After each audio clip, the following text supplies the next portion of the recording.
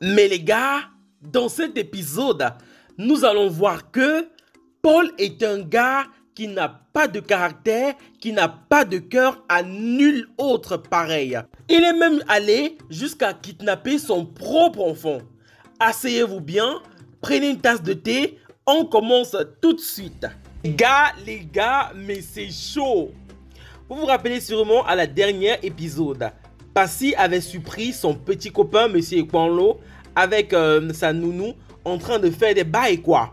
C'est donc comme ça que dans cet épisode-ci, Passy prend dans les vêtements de ces deux tourtereaux, les lance sur le corps. Mais j'étais tellement fier lorsqu'elle a dit à Monsieur Ekwanlo que elle savait qu'il était un mauvais gars, mais qu'elle manquait seulement la confirmation. Et que maintenant, elle sait bel et bien qui il est et qu'elle ne veut plus être avec lui. Elle dit également à sa nounou que elle aille dans sa chambre, elle prend tous ses affaires et elle s'en va de la maison. Mais elle a donné une de ses claques à Monsieur Ekwanlo. Elle l'a claqué. J'étais tellement fier. C'est donc comme ça que Monsieur Ekwanlo et la nounou s'en vont donc de la maison. Une fois en route, la nounou dit donc à Monsieur Ekwanlo que puisque il avait promis l'amener en France pour manger les hamburgers et vivre une meilleure vie, qu'ils peuvent donc dès maintenant commencer à vivre leur best life en fait, parce qu'il n'y a plus aucun obstacle sur leur chemin.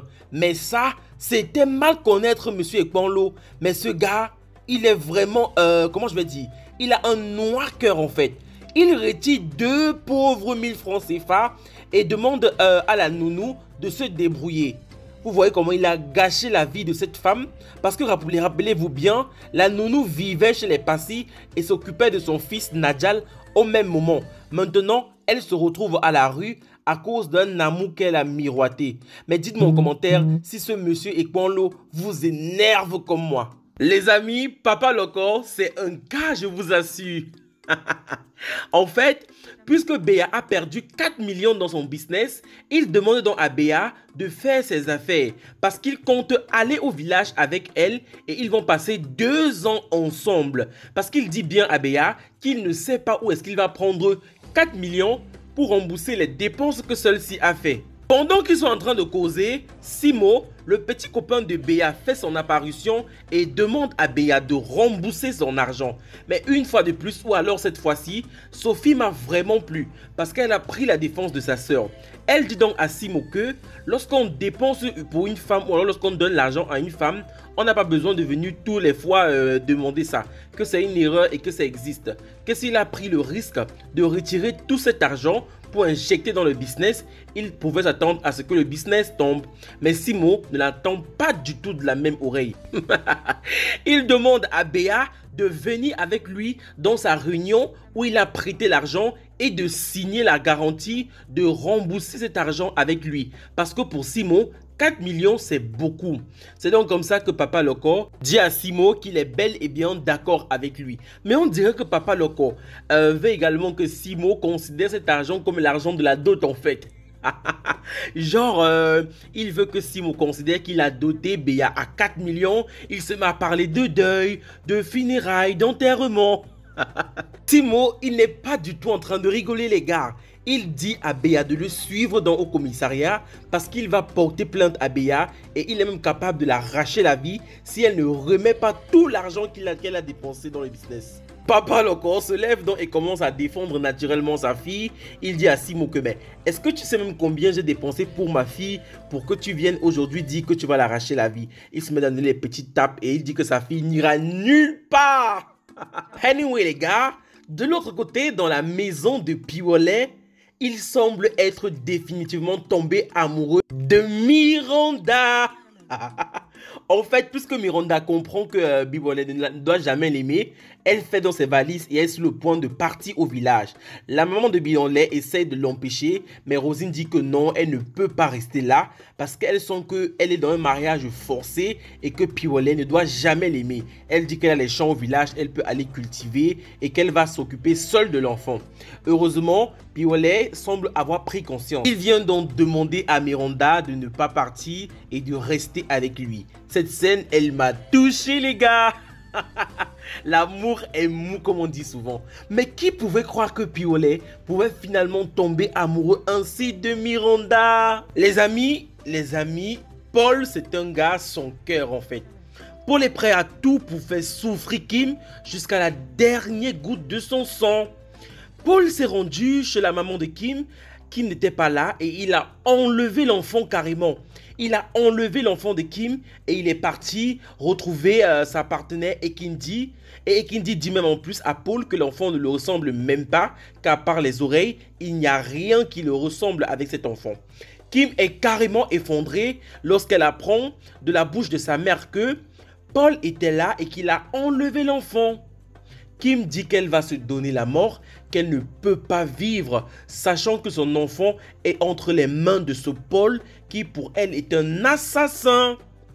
C'est donc comme ça qu'elle et sa mère prennent finalement la décision d'aller au commissariat et de porter plainte à ce Paul parce qu'elles ne savent pas où Paul vit actuellement. Mais ce Paul, il me dégoûte en fait. Il me dégoûte. Les amis, la nouvelle est tombée. Puisque Bill voulait tant savoir si l'enfant de Anna est également le sien, il avait donc fait un test de paternité. Et le docteur l'informe que oui, il n'est malheureusement pas le père de l'enfant de Anna. Mais ça veut donc dire que c'est sûrement M. Barga qui est le père de cet enfant. C'est donc comme ça que Paul entre dans une dépression qui ne dit pas son nom. Mais je n'avais jamais vu Paul autant triste que ça. Il se met à pleurer, à se morfondre. Lorsque sa mère et son père rentrent, ils trouvent donc Bill au salon. La mère demande qu'est-ce qui se passe. Bill commence à raconter qu'il a perdu sa femme. Maintenant, il se rend compte que son enfant n'est pas le sien. Il se demande si c'est la justice divine qui est en train de l'attaquer ou pas. Mais il était tellement triste. Et M. Barga, le comédien de M. Barga, il dit donc que si Anna était au pays, il devait la faire arrêter par un commissariat et on allait la fouetter chaque jour de sa vie. Mais M. Barga, il n'a pas de limite ou quoi? Voilà son fils qui est tellement triste et il peut alléger la souffrance de son fils tout simplement en disant que c'est lui le père de l'enfant. Mais il continue à tourner. Mais ça m'énerve tellement en fait. Ça m'énerve tellement. C'est vrai que c'est le film, mais ça m'énerve les gars. Lorsque Passy et Aline apprennent que Bill n'est pas en fait le père de l'enfant de Anna, elles se rendent immédiatement dans la maison familiale. C'est donc comme ça qu'ils sont en train de causer. Et d'un coup de tête, Aline dit mais si Bill n'est pas le père de l'enfant, il faut également que notre père, M. Barga, fasse le test. Parce que lui, il a au moins admis avoir une relation avec Anna et il peut très bien être le père de l'enfant. M. Barga commence à dire qu'il ne fera pas le test. Qu'il ne peut pas faire le test. Que pour lui, c'est une perte de temps et d'argent, qu'il est sûr de ne pas être le père de cet enfant. Madame Barga et Passy se mettent donc à soutenir Alice en disant que leur père doit impérativement faire ce test pour que tout le monde ait le cœur net sur la situation. Moi également, je veux tellement que ce monsieur Barga fasse ce test et qu'il soit démasqué. Mais le connaissant, il va aller à l'hôpital, soudoyer les médecins pour que ceux-ci-là changent le test ADN. Mais M. Barga, il n'a pas de limite les gars. Oh là là, Bill qui semble avoir tout perdu se rend dans la maison de Sophie afin de voir ses enfants. Une fois là-bas, il trouve d'abord Sophie dans le salon. Il se met donc à raconter tout ce qu'il arrive à Sophie comme quoi Anna l'a toujours menti et l'enfant n'est pas du tout le sien, qu'il a fait un test de paternité et qu'il se révèle que l'enfant n'est pas le sien. Sophie dit donc que Anna est une sorcière, qu'elle a gâché son mariage avec Bill, sachant que cet enfant n'était pas le sien. Elle se met donc à dire à Bill qu'il faut qu'il soit fort. Enfin, elle lui donne beaucoup de force et de courage. Parce que oui, même s'ils ne sont plus ensemble, ils ont quand même les enfants ensemble. Pendant qu'ils sont en train de causer, les enfants de Sophie et de Bill arrivent donc. Bill se lève mais avec une telle force et une telle vigueur et un tel amour pour serrer ses enfants contre lui. Parce que oui, il faut le dire, là maintenant, c'est la seule chose qui le reste. Sophie, en voyant ça, dit donc à Bill qu'il peut également faire les tests ADN sur ses enfants-ci pour vérifier s'ils sont vraiment les siens. Bill dit à Sophie que non, il a totalement confiance en elle et qu'une telle chose ne l'est jamais passée par la tête. Qu'il est sûr que ces deux enfants sont bel et bien les siens. Les amis, cet épisode m'a tellement touché que je me suis dit, mais est-ce que Bill et Sophie peuvent revenir ensemble? Dites-moi en commentaire si vous pensez que Bill et Sophie vont se remettre ensemble. Dans une autre scène un peu plus loin, on retrouve Kim qui est dans un snack. En fait, elle a pris rendez-vous là-bas avec Paul qui est censé lui remettre l'enfant. Elle arrive dans le snack et elle appelle Paul, mais Paul ne décroche pas le téléphone. Paul voit bien et bel et bien l'appel de Kim, mais il prend son téléphone et il dit « Mais elle pense que je suis bête, que je vais me rendre là-bas avec l'enfant, qu'il va s'occuper de cet enfant, qu'elle le veuille ou pas.